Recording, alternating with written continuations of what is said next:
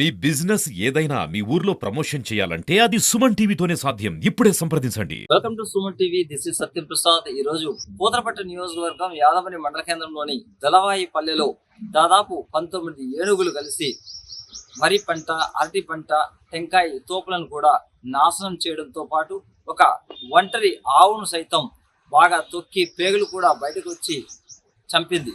ఈ నేపథ్యంలో అక్కడ ఉన్న రైతు వాసు యాదవ్, అదేవిధంగా మరికొంతమంది తమ పంట పొలాలన్నీ నష్టపోయిందని, తమ పాడి ఆవును కూడా చంపేసిందని, ఇటీవలే తన ఏకైక కొడుకు మణిని కూడా ఏనుగు తొండంతో కొట్టడంతో ప్రస్తుతం ఆసుపత్రిలో చికిత్స పొందుతూ ఉన్నారని వారు ఆవేదన వ్యక్తం చేస్తున్నారు.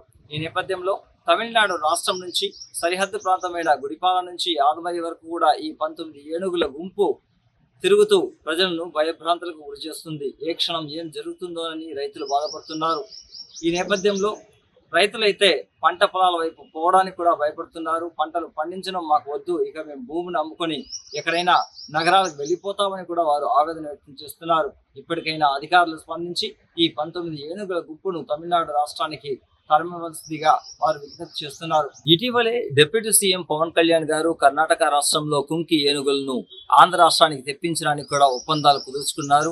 వాటి ద్వారా ఈ ఏనుగుల గుంపును కూడా తరవడానికి అప్పట్లో పెద్ద ప్రయత్నాలు కూడా జరిగింది. కానీ ఇప్పటి వరకు దాని ఊసు ఎక్కడా కనిపించలేదు.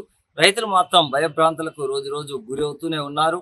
అటవీ శాఖ అధికారులు మాత్రం దీనిపైన ఎలాంటి చర్యలు తీసుకోకుండా నిర్లక్ష్యం వహించడంతో రైతులు ఊరిని వదిలి బయట ఊరికి వెళ్ళిపోదామా అన్న ఆలోచనతో వారి యొక్క బాధను వెళ్ళగక్కుతున్నారు. ఇప్పటికైనా అధికారులు తగిన చర్యలు తీసుకోవాలని వారు కోరుతున్నారు. జనవరి 2వ తారీఖు నుండి మా ఏరియాలో ఏనుగుల గుంపులు విచ్చలవిడిగా ఆటలాడుకుంటూ పొలాలని నాశనం చేస్తున్నాయి. పంట పొలాలను కూడా, బోర్లు, ఆవులు, మనుషుల్ని ఆడపడితే ఆడ ఎవరు అడ్డుపడితే వాళ్ళని కొట్టి చంపడం ఈ మార్చి చేస్తామంటే రైతులు ఇంక పైర్లు వదిలేసి ఆడిన బయట వెళ్ళిపోవాల్సిందని డిసైడ్ అయిపోతున్నాం. పంట హాలిడే వదిలేద్దాం అనుకుంటున్నాం. అలా అయ్యేట్టుగా లేదు. ఎంతవరకు మేము భరించుకోగలం?